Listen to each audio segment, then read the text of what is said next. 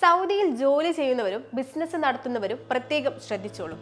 രാജ്യത്തെ തൊഴിൽ നിയമലംഘനങ്ങൾക്കുള്ള പിഴകളിൽ മന്ത്രാലയം വലിയ മാറ്റങ്ങൾ വരുത്തിയിരിക്കുകയാണ്. സ്ഥാപനങ്ങളുടെ വലിപ്പവും മേഖലയും അനുസരിച്ച് ഇനി പിഴകളും മാറും.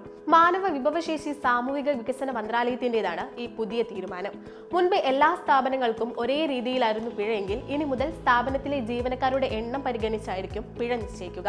അതായത് ചെറുകിട സ്ഥാപനങ്ങൾക്ക് വലിയ സാമ്പത്തിക ബാധ്യത ഉണ്ടാക്കാത്ത വിധം ജീവനക്കാരുടെ എണ്ണം കണക്കിലാക്കിയാണ് പിഴത്തുക നിശ്ചയിച്ചിരിക്കുന്നത്. എന്നാൽ വൻകിട സ്ഥാപനങ്ങൾ നിയമം ലംഘിച്ചാൽ കനത്ത പിഴ തന്നെ ഒടുക്കേണ്ടി വരും. ഖനനം, നിർമ്മാണം, റിക്രൂട്ട്മെന്റ് ഏജൻസികൾ, ഗാർഹിക ജോലി എന്നിങ്ങനെ ഓരോ വിഭാഗത്തിനും ഇനി കൃത്യമായ നിയമങ്ങളും ശിക്ഷകളും ഉണ്ടാകും.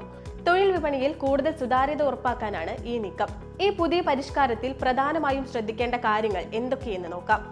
1.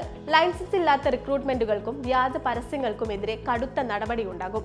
2. സ്വദേശിവൽക്കരണ ചട്ടങ്ങൾ ലംഘിക്കുന്നവർക്ക് ഇനി വിട്ടുവീഴ്ചയില്ല. 3. ശമ്പളം കൃത്യസമയത്ത് നൽകാതിരിക്കുകയോ കൃത്യമായ കരാറില്ലാതെ ജോലി ചെയ്യിപ്പിക്കുകയോ ചെയ്താൽ പിടിവീഴും. തൊഴിലാളികളുടെയും തൊഴിലുടമകളുടെയും അവകാശങ്ങൾ ഒരുപോലെ സംരക്ഷിക്കാനാണ് സൗദി ഗവൺമെന്റ് ലക്ഷ്യമിടുന്നത്. ഈ പുതിയ നിയമങ്ങൾ ഉടനടി പ്രാബല്യത്തിൽ വരും. കൂടുതൽ വിവരങ്ങൾക്ക് മന്ത്രാലയത്തിന്റെ ഔദ്യോഗിക വെബ്സൈറ്റ് സന്ദർശിക്കാവുന്നതാണ്. വിജയ് ഫുഡ്സ്, പേര് മാറാത്ത പെരുമ മാറാത്ത പാരമ്പര്യം.